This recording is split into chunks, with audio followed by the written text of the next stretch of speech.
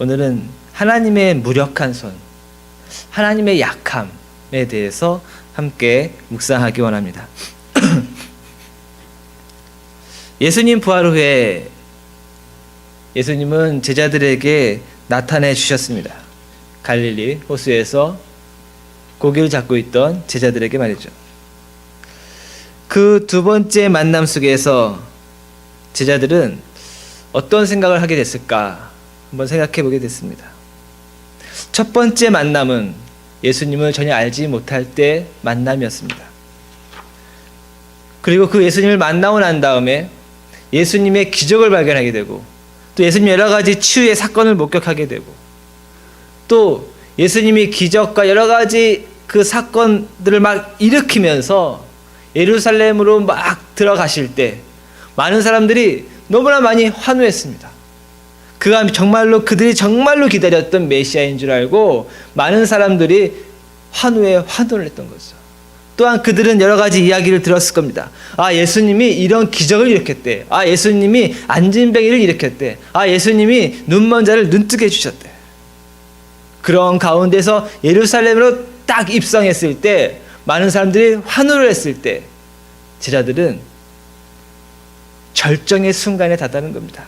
아, 이제 예수님이 한번 뒤집기만 하면 이제 이 세상은 예수님 세상이요 우리들 세상이다 라고 그 절정의 순간에 다다랐던 겁니다.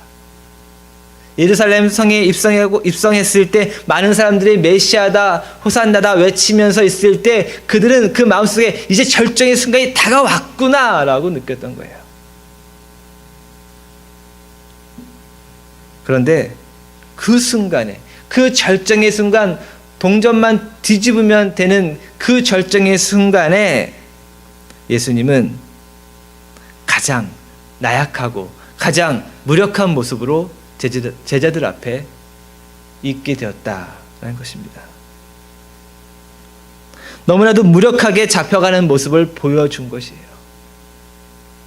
예수님이 세상에서 매우 강한 어떤 슈퍼맨 같은 그런 모습일 때는 환호하고 모든 것을 버리고 따라다녔고, 베드로 같은 경우에는 모든 사람들이 다 버려도 나는 주님을 버리지 않겠습니다 말을 했고, 예루살렘에 입성하기 전에는 우리가 목숨을 던져서라도 저 예루살렘 성에 들어가자라고 외쳤지만, 마치 예수님께서 어떤 슈퍼 파워를 가지고 있는 그 모습 그대로 우리가 따라가자라고 할 때는 그렇게 들어갔지만,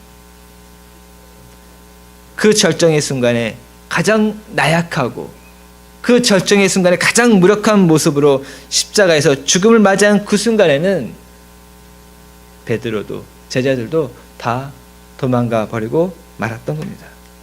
그 무력한 모습에 제자들의 믿음이 무너졌고 소망이 무너졌고 결국 떠나게 된 것이죠. 두 번째 부활하신 예수님을 만나는 그 순간 제자들 어떤 마음이었을까? 그리고 왜 제자들은 그렇게 떠날 수밖에 없었을까? 왜 제자들은 그 절정의 순간 왜 떠날 수밖에 없었을까?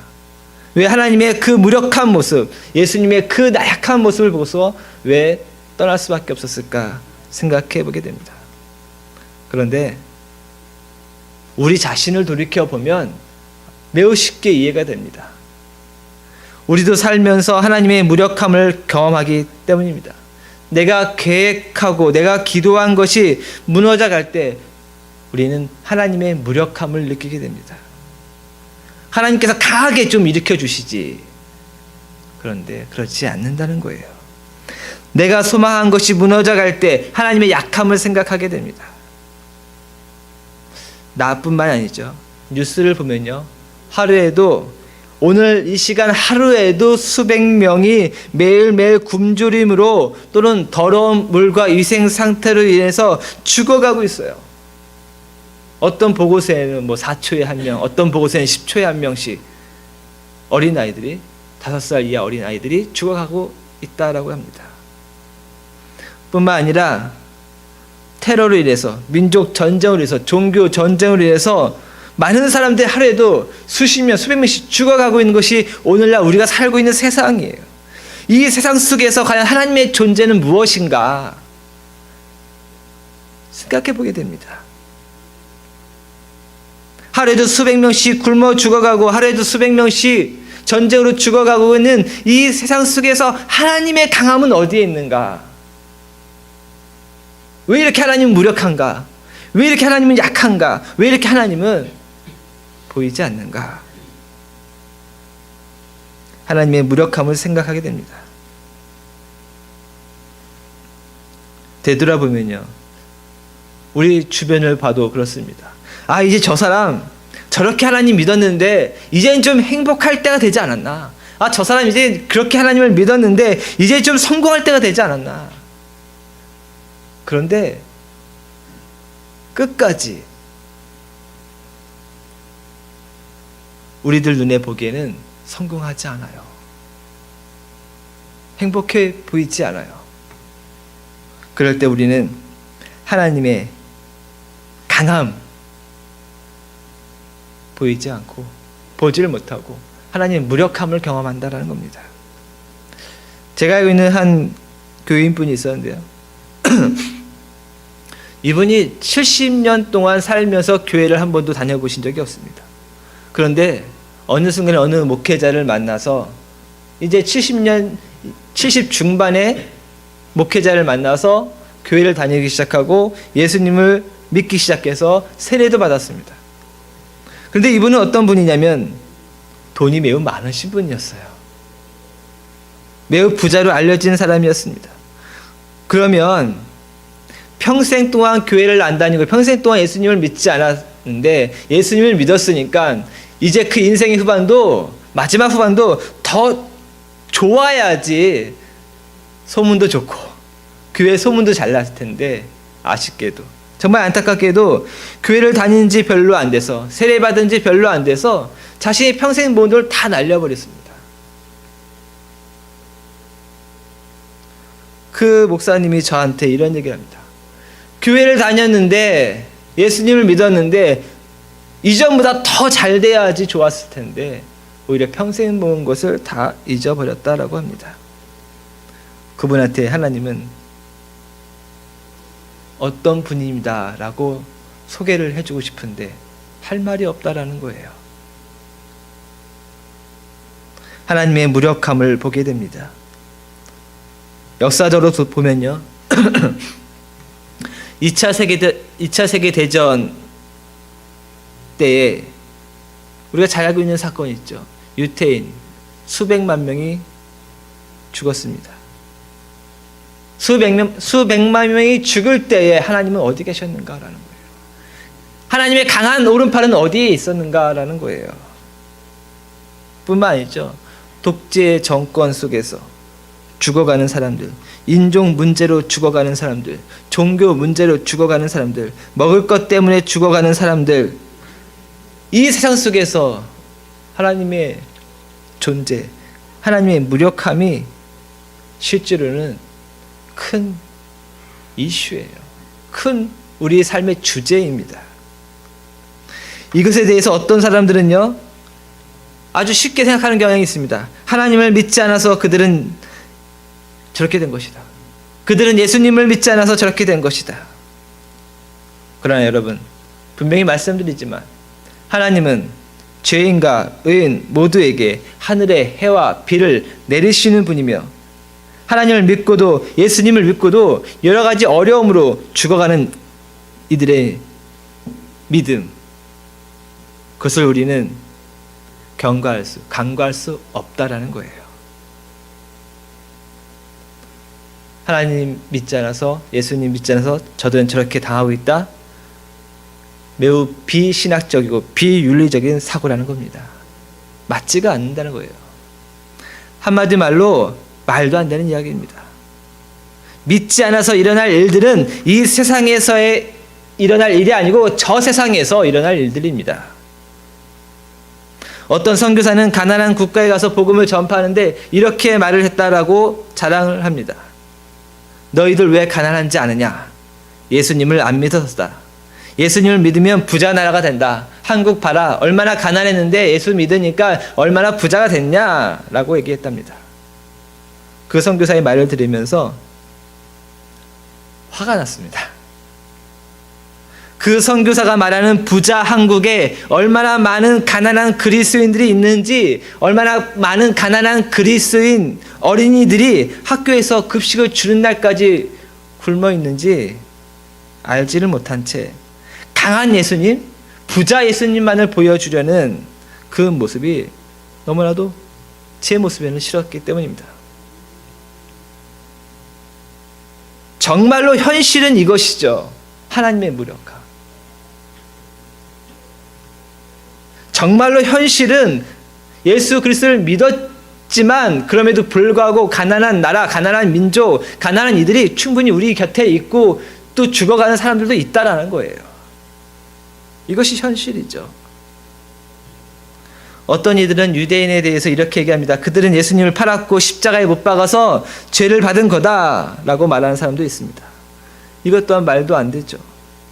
예수님을 십자가에 못 박은 죄 때문에 유대인이 그렇게 죽어야 한다면 우리는 우리의 죄 때문에 우리가 죽어야 하죠. 우리의 죄 때문에 예수님의 죽음을 고백하고 있다면, 예수님의 죽음이 우리의 죄 때문이다라고 고백하고 있다면 우리도 죽어야 하죠. 이런 말도 안 되는 말들이 일어나는 것은 목회자들이 세상 속에서 성도들이 경험하는 하나님의 무력함을 어떻게 이야기해 줘야 하나 생각하다가 만들어낸 개인적이고 비신학적이고 비윤리적인 말에 지나지 않습니다. 반대로 생각하면요, 그만큼 성도들에게, 그만큼 목회자들에게 하나님의 무력함은 너무나도 크게 다가오는 현실이다라는 거예요. 저 역시 살다 보면요, 또 강한 하나님, 이걸 느끼기보단 하나님의 무력함이 더 현실처럼 다가온다라는 거예요. 아, 내가 그렇게 모함을 당했을 때, 혹은 내가 그렇게 어려움 가운데 있을 때에 강한 하나님께서 좀 문 좀 열어주시고, 강한 하나님께서 그 강한 오른팔로 어떻게 좀 해주시지. 그런데 제가 경험한 현실에서는 하나님은 너무나 무력했다라는 겁니다.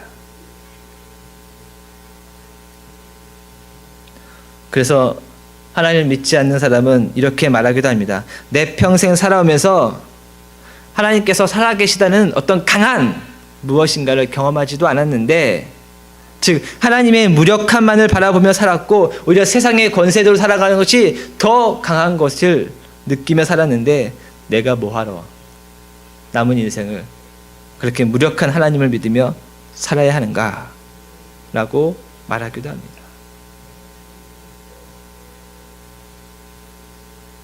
이렇게 세상 속에서 하나님의 무력함을 경험하면서 우리는 제자들과 같이 믿음이 깨어지고 소망이 깨어지는 것을 보게 됩니다. 교회는 다니지만 믿음이 깨어져 가고, 교회는 다니지만 소망이 깨어져 가는 것을 보게 된다는 겁니다. 제자들이 경험한 것이 이것입니다. 하나님의 무력함. 내가 고백했던, 주님이라고 고백했던 그분의 나약함, 무력함.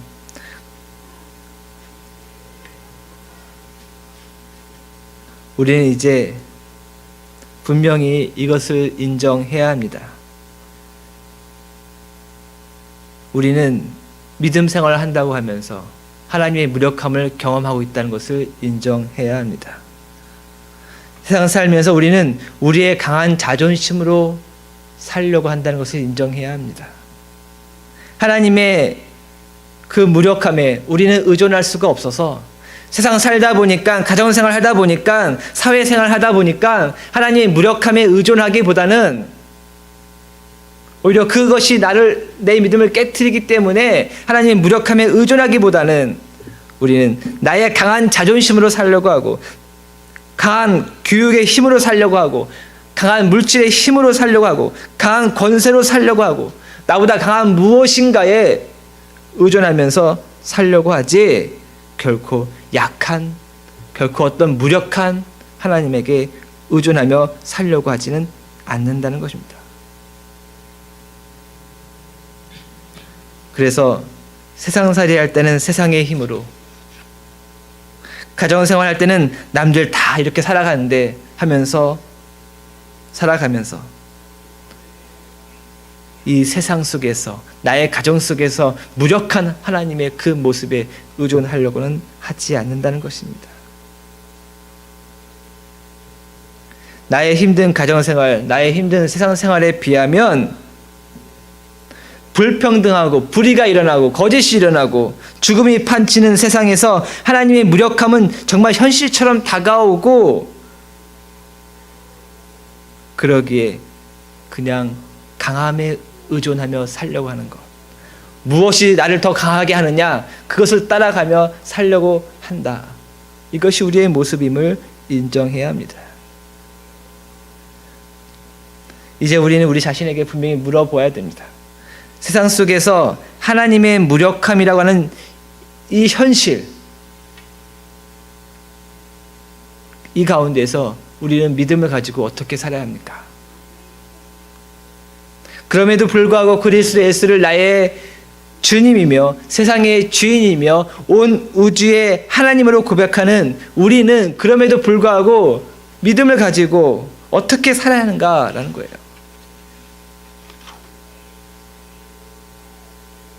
믿음을 가지고 산다고 하면서 실제로 강한 나의 자존심을 가지고 살고 강한 나의 사고, 강한 나의 경험에 의존하면서 살 뿐이지,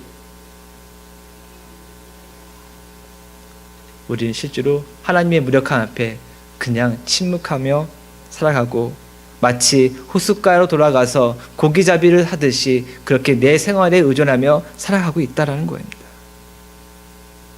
하나님의 무력함 앞에서 도망쳐버린 제자들 같이 우리는 어쩌면 믿음에서 도망치며 그렇게 살아가고 있는지도 모릅니다. 성서 속에서 예수님께서 무력하게 잡혀가시고 무력하게 고난받으셨던 그것이 사실인 것처럼 우리 현실 속에서도 그 모습이 사실처럼 우리에게 다가온다는 것, 우리는 분명히 알아야 합니다.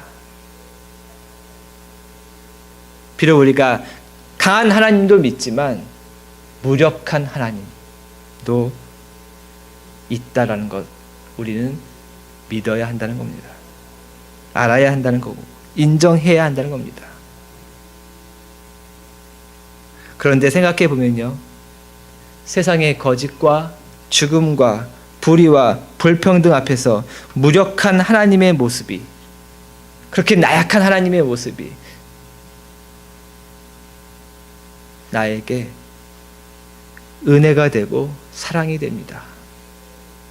왜냐하면 세상의 거짓과 죽음과 불의와 불평등 앞에서 무력한 하나님의 모습으로,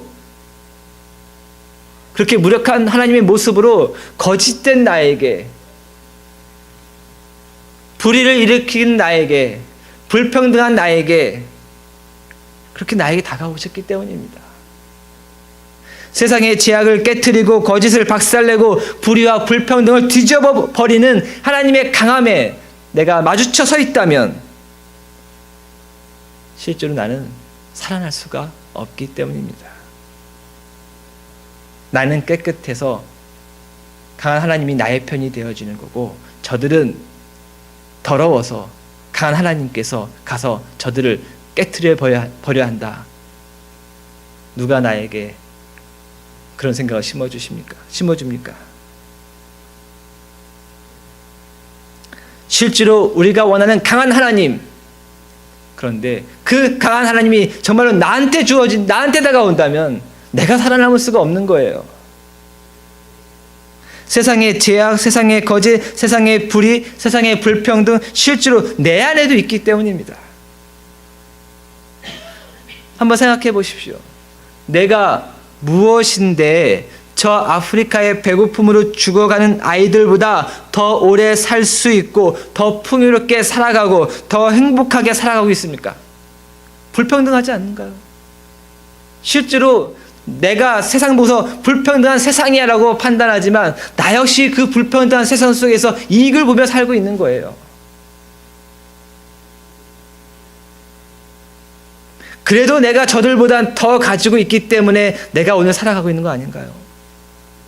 내가 그래도 저들보다는 먹을 것이 있고 쓸 돈이 있기 때문에 오늘 하루 이렇게 넉넉히 살아가고 있는 건 아닌가요?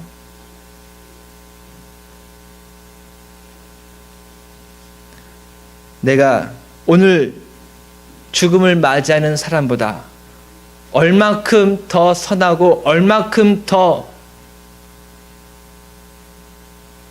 좋은 사람이기에 내가 오늘 살아갈 수 있는 권리를 갖고 있습니까? 나에게 지금 갖고 있는 행복, 혹은 내가 나 이제 좀 더 잘 살아야 한다 라는 권리, 나에게 어떤 이유로 있는 것인가 라는 거예요. 내가 더 선하기 때문에, 내가 더 성실하기 때문에, 내가 더 공부를 잘했기 때문에, 내가 더 무엇을 열심히 했기 때문에요? 아니요, 그렇지 않습니다. 되돌아보면 불평등하게 내가 조금 나은 땅에서 태어난 거예요. 불평등하게 내가 조금 나은 부모 밑에서 자랐고, 불평등하게 내가 조금 나은 환경에서 자라게 된 거예요. 내가 다른 이 세상을 보면서 불평등한 세상이라고 판단하고 비판하지만, 실제로는 그런 불평등함 속에서 내가 자라서 남들보다 조금 그래도 먹고 하루를 지내고 있는 거예요. 한마디로 말해서 세상의 불평등, 세상의 거짓, 세상의 죽음, 세상의 이기주의적인 사고 다 내 안에서 내가 간직하면서 내가 하루 살아가고 있는 겁니다. 우리가 부정적인 의미로요, 이런 말 많이 하죠. 세상이 망조다. 응? 세상이 썩었다. 그 세상이 우리 안에 있는 거예요. 내가 세상이고 세상이 나예요. 이런 우리 자신을, 이런 세상 같은 우리를 하나님의 사람으로 인도하는 방법에는, 하나님께서 우리에게, 나에게 다가올 때는 어떠한 모습으로 다가와야 되겠습니까? 불의를 깨트리시고 불평등을 뒤집어 엎어버리시는 그 강한 하나님의 손으로 다가온다면 우리가 살아날 수 있겠습니까?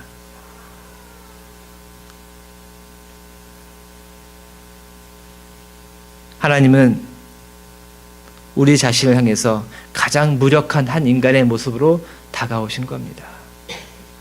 그러지 않고는 우리 자신을 사랑할 수 없기 때문이죠.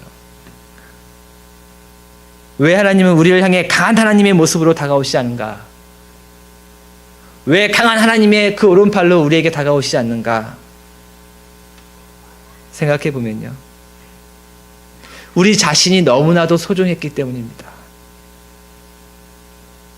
말로 마음으로 죄를 짓고, 나 역시 불평등하게 남들보다 더 사랑을 받았고, 불평등하게 남들보다 더 많은 것을 가졌고, 더 좋은 환경에서 살고 있다는 것도 모른 채 오히려 더 받지 못해서 불평하며 불평등한 세상이다 말하는 이런 이 썩은 나 자신이 그럼에도 불구하고 너무나 소중했기 때문에 무력한 모습으로 다가오신 겁니다. 우리가 길 가다가요, 혹은 우리 집 앞에 있는 잡초를 보게 되면 어떻습니까? 어떻게 뽑죠? 강한 손으로 딱 잡아다가 확 뽑아버립니다. 잡초가 뽑혀질 때에 그 뿌리가 끊어질까 염려하지 않습니다. 걱정하지 않아요.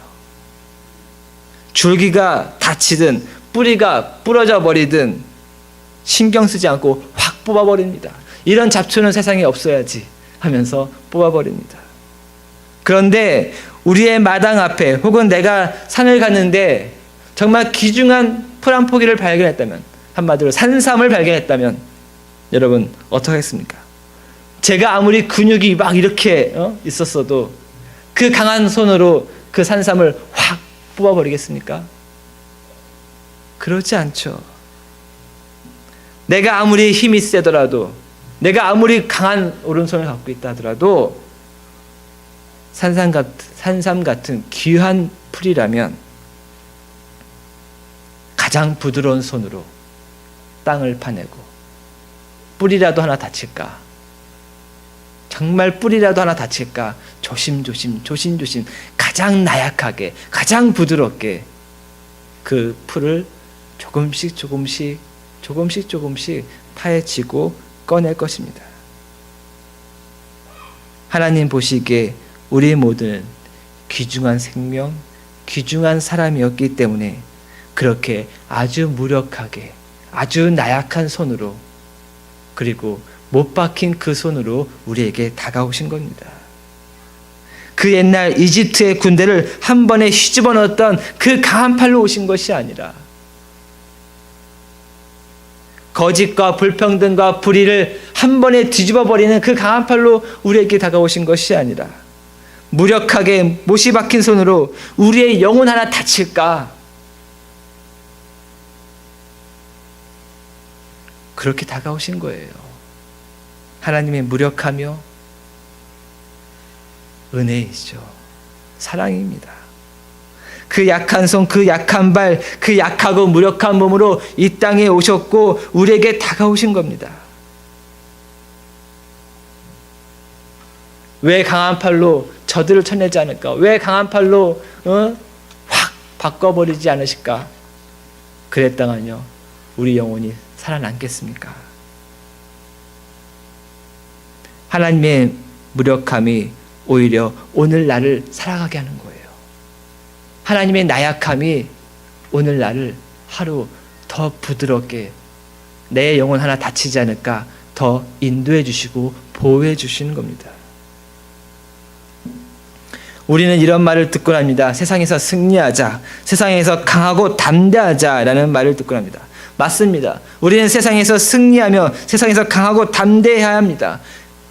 그러나 그 승리의 강함과 담대함은 세상이 말하는 강하고 담대함이 아니에요. 오히려 하나님의 무력함이 세상의 강함을 깨트릴 수 있다라는 그 믿음의 강함을 말하는 겁니다. 마치 십자가에서 예수님께서 죽으실 때에 매우 무력하게, 매우 나약하게 죽으셨지만, 매우 무력하게, 매우 나약하게 우리에게 다가오셨지만, 오히려 강한 자가 살아남는 이 세상을 오히려 깨트릴 수 있는, 오히려 강한 자가 살아남는 것 같은 이 세상이 아무리 밝고 아무리 죽이려 해도 오히려 나약하고 무력한 하나님을 향한 그 믿음은 살아남았던 것처럼, 그런 약함의 강함이, 그런 약한 믿음의 강함이 오늘 우리에게 주어져야 될 승리요 강한 담대한 믿음이다라는 것입니다. 우리는 분명히 승리해야 됩니다. 그러나 강함으로 승리하는 것이 아니라 하나님의 무력함으로 우리를 사랑하셨고 그 무력함으로 승리하셨던 것처럼 우리는 우리의 무력함으로, 우리의 나약함으로 승리해야 합니다. 우리의 무력함이 오히려 세상을 뒤집는다는 그 믿음이 강해야 합니다. 우리의 무력함이 끝내 살아남으려는 그 믿음이 강하고, 우리의 무력함이 오늘은 굴욕을 당하고 오늘은 상처를 당하고 오늘은 피해를 보더라도, 그러나 이 믿음이 끝내 이기리라, 그렇게 살아나가야 되는 겁니다. 세상은 우리를 향해서 유혹합니다. 더 강해지고 더 강해지고 더 강해져라.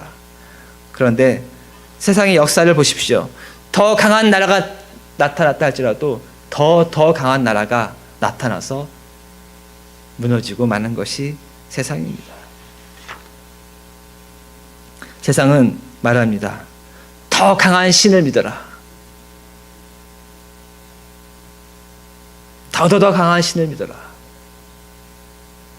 그러나 그 모든 것에 유혹하지 마십시오. 유혹당하지 마십시오.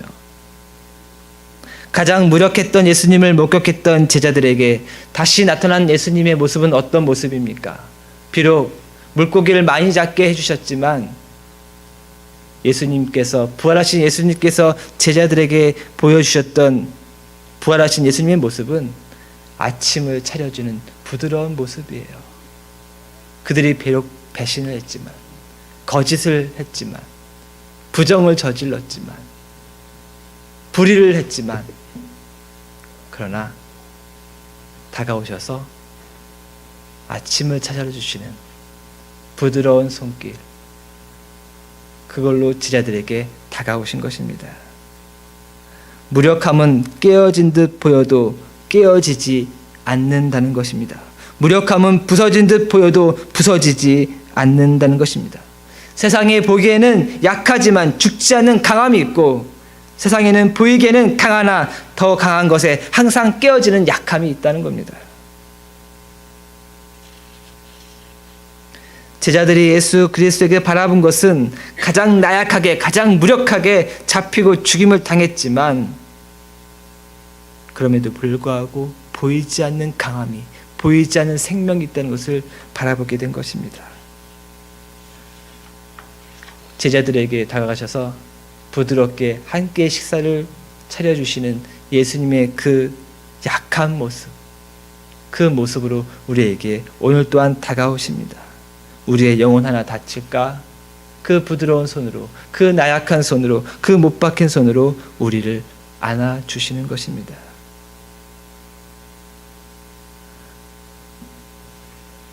오늘의 이 예수님께서 부드럽게 다가가셔서 제자들에게 아침을 차려주는 이 모습 바라보면서 우리는 그리스도인으로서 나는 이 세상을 어떻게 살아가야 할까 생각해 보게 됩니다.